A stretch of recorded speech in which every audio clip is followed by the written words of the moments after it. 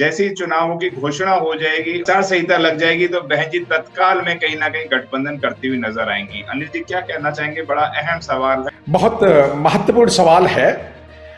ये गठबंधनों का दौर, ये बहुजन समाज पार्टी, जो मान्यवर काशीराम साहब ने जब बहुजनों की राजनीति करनी शुरू की, तो पहले तो कांग्रेस अकेली सत्ता में रही, फिर बाद में कांग्रेस और बीजेपी आने लगे, कांग्रेस बीजेपी, बीजेपी कांग्रेस। लेकिन बीच में जब बहुजन समाज पार्टी, बहुजन नायक काशीराम साहब ने बहुजन राजनीति को आगे बढ़ाया, तो फिर ये पार्टियां मिलजुल करके लड़ने लगी। और जैसे जैसे बहुजन समाज पार्टी आगे आती गई, कांग्रेस और बीजेपी ने रणनीति के तहत बहुत सारी पार्टियों को जब वो हारने लगे, तो फिर बहुत सारी पार्टियों को मिलाने का कार्यक्रम चल गया। दूसरा बात कि जब जब, ये बिल्कुल सही बात है कि बर्मन साहब ने बिल्कुल सही कहा था कि जब जब बहुजन समाज पार्टी दूसरी पार्टियों से समझौता करती है, तो बहुजन समाज पार्टी को उतना फायदा नहीं होता जितना फायदा दूसरी पार्टियों को होता है। ये गठबंधन चाहे वो सपा से किया हो, चाहे वो कांग्रेस से 1993 में किया हो, 1995 में किया हो,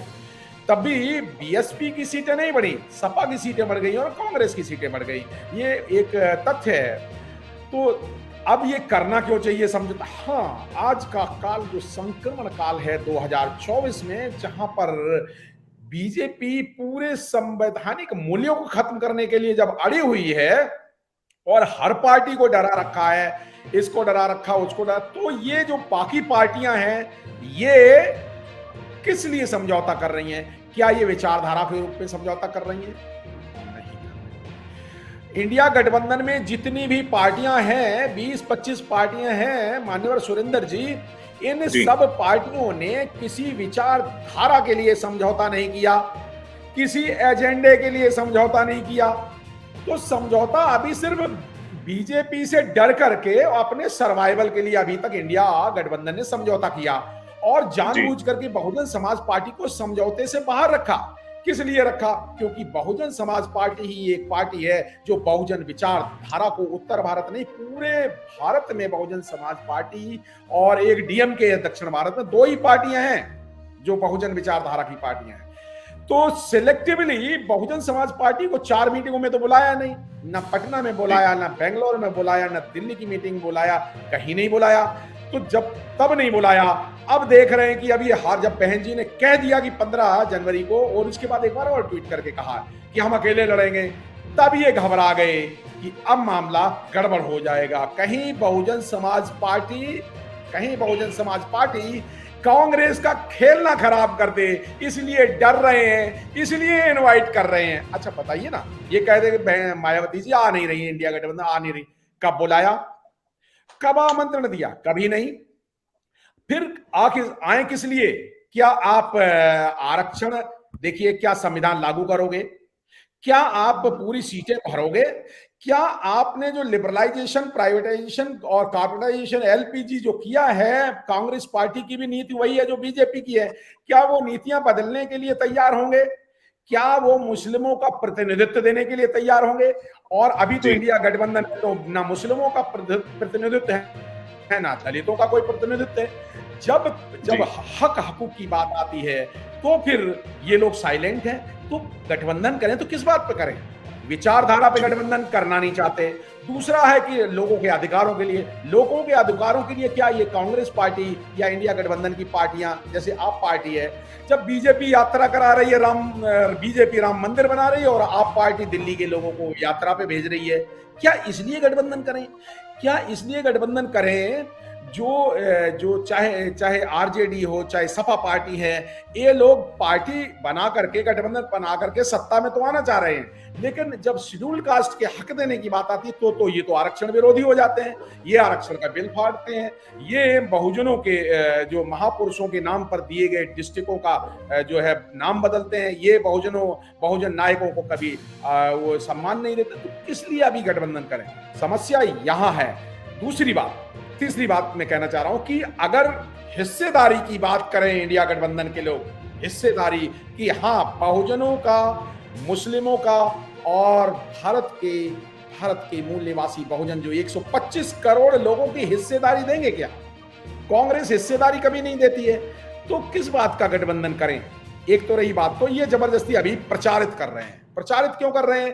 प्रचारित इसलिए कर रहे हैं कि कांग्रेस को दलितों के और मुसलमानों के वोट चाहिए एक्चुअली, इसलिए वो प्रचारित कर रहे हैं कि बीजेपी, ये बीजेपी तो इसलिए प्रचारित कर रही है कि वो उधर कि ये बीजेपी की बी टीम है, ये तो प्रचारित कर रही है कांग्रेस। सपा पार्टी ये प्रचारित कर रही कि वो मायावती जी आना नहीं चाहती, मायावती इंडिया गठबंधन को नुकसान पहुंचा रही। अरे मायावती कैसे गठबंधन को नुकसान पहुंचा रही? आप लोग डरे हुए हैं, आप लोगों में दम नहीं है, आप लोगों की लीडरशिप क्वालिटी नहीं है, आप लोगों में कैपेबिलिटी नहीं है, आपका कोई एजेंडा नहीं है। आगामी लोकसभा का एजेंडा बहुजन समाज पार्टी का तो क्लियर एजेंडा है कि ओबीसी की हिस्सेदारी होनी चाहिए, ओबीसी की जाति जनगणना होनी चाहिए, और जो जो जो गवर्नमेंट की डिसइन्वेस्टमेंट पॉलिसी है, जितने जो डिपार्टमेंट बेचे हैं, इन डिपार्टमेंट जितने भी बेचे इनको डिसइन्वेस्टमेंट पॉलिसी इसको खत्म करना चाहिए। अगर सरकार आई तो पुरानी कर्मचारी की पेंशन बहाल करेंगे, अगर हम सरकार में आए तो फिर ये सही तरीके से जमीन का बंटवारा होना चाहिए, अगर हम आए तो फिर राज्यसभा में भी आरक्षण की व्यवस्था होनी चाहिए। अभी क्या पीडीए में क्या किया? मुसलमान को भेजा नहीं, इनको क्या नाम है ना, क्या नाम, ओबीसी को भेजा, दिया किसको? ये जाकर के अखिलेश जी ने तो कोई हिस्सेदारी दी नहीं। तो आरक्षण, राज्यसभा में भी आरक्षण की व्यवस्था लागू होनी चाहिए, सेना में आरक्षण की व्यवस्था लागू होनी चाहिए, उच्च पदों पे आरक्षण की व्यवस्था होनी चाहिए, और न्याय व्यवस्था में हिस्सेदारी होनी चाहिए। ये है बहुजन समाज पार्टी का एजेंडा। अगर इस एजेंडे पे समझौता करें तो बहुजन समाज पार्टी बिल्कुल, लेकिन बहुजन समाज पार्टी को उचित मान सम्मान चाहिए, क्योंकि बहुजन विचारधारा मान सम्मान की लड़ाई लड़ती है।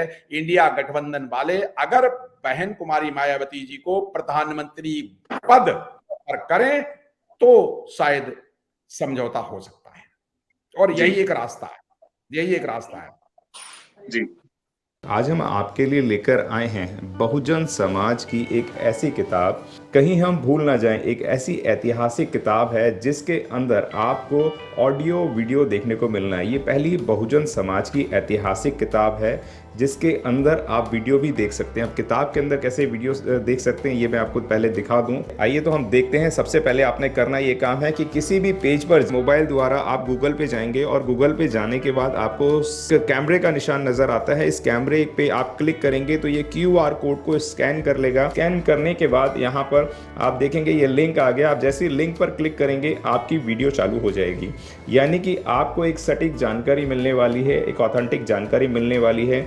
बहुजन समाज की पहली ऐतिहासिक किताब है जिसके अंदर आपको तमाम महापुरुषों की जानकारी मिलने वाली है। आप इस किताब में देख पाएंगे तथागत सम्यक बुद्ध, जिनकी पूरी जीवनी आपको मिलने वाली है। महान सम्राट अशोक, जिनका जीवनी आपको इसके अंदर पूरी मिलने वाली है।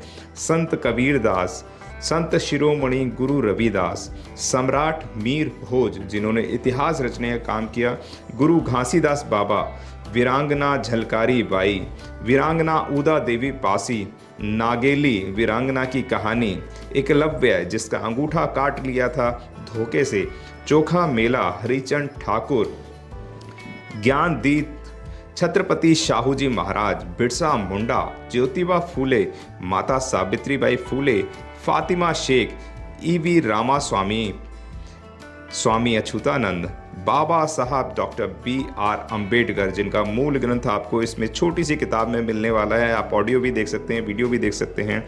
माता रमाबाई, मोतिया रावण कंगाली, सरदार उधम सिंह, ललई सिंह यादव, दशरथ मांझी, शिव दयाल सिंह चौरसिया, कपूरी ठाकुर, भवरी देवी, मान्यवर काशीराम साहब, जिन्होंने इतिहास को दोबारा दोहराने का काम किया था, वीरांगना फूलन देवी, बहन कुमारी मायावती, संकल्प भूमि और पूना पैक्ट। बहुजन समाज का एक मूल ग्रंथ यह आपके पास आ गया है और आप इसको बिल्कुल भी देरी ना करें। तो साथियों, अगर आप ये किताब मंगाना चाहते हैं तो डिस्क्रिप्शन बॉक्स में जो आप नंबर देख रहे हैं, इस नंबर पर आप हमें अपना ऑर्डर बुक करा सकते हैं। कितनी किताब आपको चाहिए? यदि आप चाहते हैं कि यह किताब पूरे भारतवर्ष में घर घर नजर आए तो आप इस वीडियो को ज़्यादा से ज़्यादा शेयर करें, लाइक करें, शेयर करें, अपने कमेंट हमारे सुझाव बॉक्स में ज़रूर दें, और किताब को अपने घर पे मंगाना बिल्कुल भी ना भूलें। अगर आपने अभी तक हमारा चैनल सब्सक्राइब नहीं किया है तो सब्सक्राइब करें और घंटी का बटन बिल्कुल भी दबाना ना भूलें, ताकि सभी लेटेस्ट खबरें पहुंच सकें आप पे सबसे पहले।